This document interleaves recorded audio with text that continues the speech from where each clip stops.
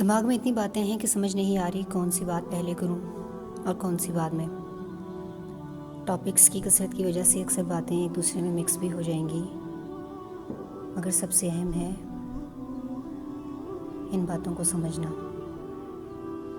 ہمارے ہاں اکثریت ایسے لوگوں کی ہے جن کا ہنسنا رونا، جینا مرنا، کامیابی ناکامی، غرض ہر بات کی حد بندی صرف اسی زندگی تک ہے، اور اس سب میں آخرت کی تیاری کہیں نظر نہیں آتی۔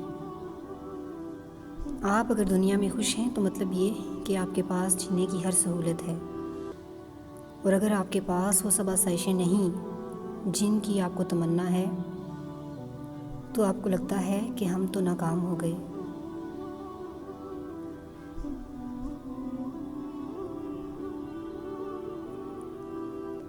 کیا کبھی سوچا ہے کہ اصل ناکامی کیا ہے؟ کیا کبھی سوچا ہے کہ ہمیں اس دنیا میں بھیجے جانے کا اصل مقصد کیا ہے؟ کیا آپ نے کبھی سوچا کہ بحیثیت مسلمان ہماری اصل کامیابی یا ناکامی کیا ہے؟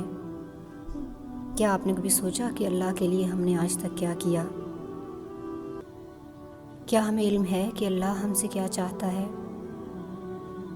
کیا ہم نے کبھی یہ جاننے کی کوشش کی کہ قرآن مجید کو صرف نیکیاں کمانے ہی کے لیے نازل نہیں کیا گیا، بلکہ یہ اللہ کا انسان سے مکالمہ ہے؟ کیا ہمیں علم ہے کہ قرآن پاک کی تعلیمات کیا ہیں؟ کیا ہم نے کبھی سوچا کہ اپنی اولاد کو آخرت کی تیاری میں کیسے مدد کرنی ہے؟ کیا ہم نے خود کے لیے کبھی سوچا کہ اللہ کو خوش کیسے کرنا ہے، راضی کیسے کرنا ہے؟ قرآن مجید کی خوبصورتی یہ ہے کہ پہلے جب آپ اس کی تلاوت کریں گے تو اس کو شاید سمجھ نہیں سکیں گے، مگر آہستہ آہستہ اس کے کچھ لفظ جب اگلی آیات میں دیکھیں گے تو فوراً پہچان جائیں گے کہ ابھی تو ایسا پڑھ کر آئے ہیں۔ میرا شمار بھی ان لوگوں میں ہوتا ہے جو پہل قرآن کو اس لیے کھولتے تھے کہ اس کی تلاوت سے اتنا اور اتنا ثواب ملتا ہے۔ اس کے بعد جوں کسی آیت یا کسی لفظ سے آشنائی ہو جاتی تو اگلی مرتبہ ایسے لفظ یا آیت پر انگلی خود ہی رک جاتی۔ مجھے پتہ چلا کہ قرآن صرف ثواب کمانے کے لیے نہیں ہے، بلکہ یہ تو اللہ سے اصل ملاقات ہے۔ آہستہ آہستہ جب قرآن پاک سے دوستی ہو گئی تو علم ہوا کہ اس میں تو میرے ہی حالات بیان ہوئے ہیں۔ میں اداس ہوں تو قرآن کہتا ہے غم نہ کر، میں اکیلی ہوں تو قرآن کہتا ہے مومنین کو اللہ اکیلا نہیں چھوڑتا، میں روتی ہوں تو قرآن کہتا ہے وہی رلاتا ہے، وہی ہنساتا ہے۔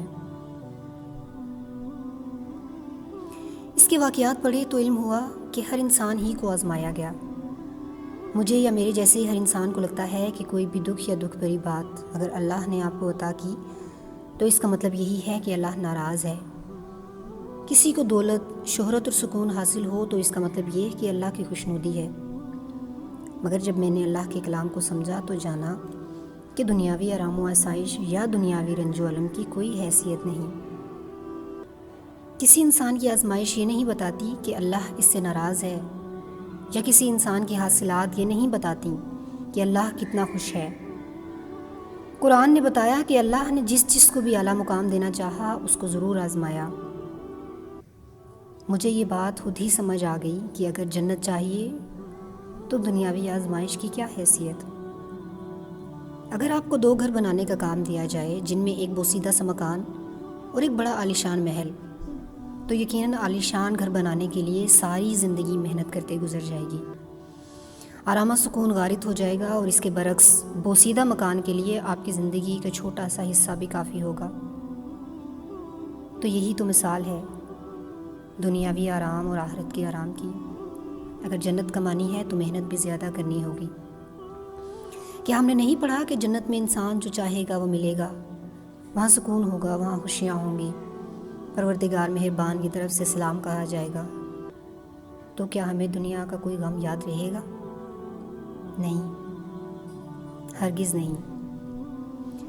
ہم نے آج تک کتنا سا سمجھا کہ قرآن نے ہمیں کیا پیغام دیا؟ آج تک ہم نے کتنا جانا کہ اللہ ہم سے کیا چاہتا ہے؟ ہم نے تو صرف دنیا کو سوچا اور دنیا کا سوچا اور یہی سب آگے پھیلایا۔ اگر قرآن مجید کو سمجھا ہوتا تو علم ہوتا کہ دنیاوی زندگی کی کوئی اہمیت نہیں اور نہ ہی یہاں کے کسی غم یا دکھ کی، مگر ہم نے کبھی غور و فکر ہی نہیں کیا۔ قرآن کو پڑھنا شروع کریں تو یہ آپ کا دوست بن جاتا ہے، آپ کے لیے اس کو سمجھنا آسان ہو جاتا ہے، آپ کے لیے اس کو جاننا اور اس پر عمل کرنا بھی آسان ہو جاتا ہے۔ آپ کیسے کوئی برائی کریں گے جب آپ کو علم ہوگا کہ ایسا کیا تو رب ناراض ہوگا؟ آپ کیسے کوئی ایسا کام کریں گے جو آپ کے رب کو ناپسند ہو؟ اور اسی طرح وقت کے ساتھ ساتھ آپ کے ہر عمل میں رب نظر آنے لگتا ہے، آپ کی بات میں رب کی بات کی جھلک، آپ کی آنکھ میں پاکیزگی اور آپ کی سوچ میں خیر شامل ہو جاتی ہے۔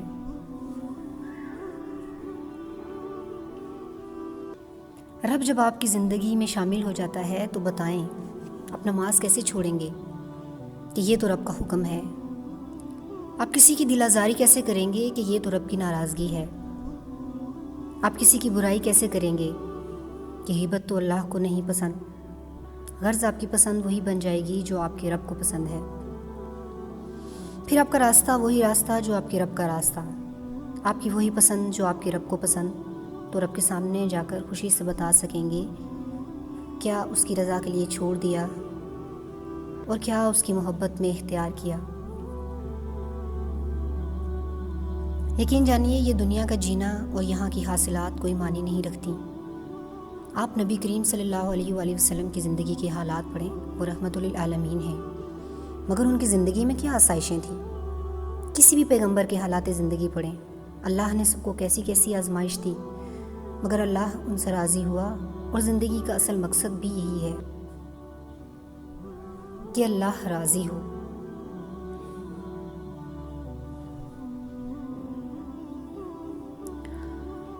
قرآن کریم کو پڑھیں، سمجھیں اور دوسروں کو بھی اس کی تلقین کریں، اور اس کی دوستی اتنی بہترین ہے کہ عمل کرنا آپ کو خود سکھائے گا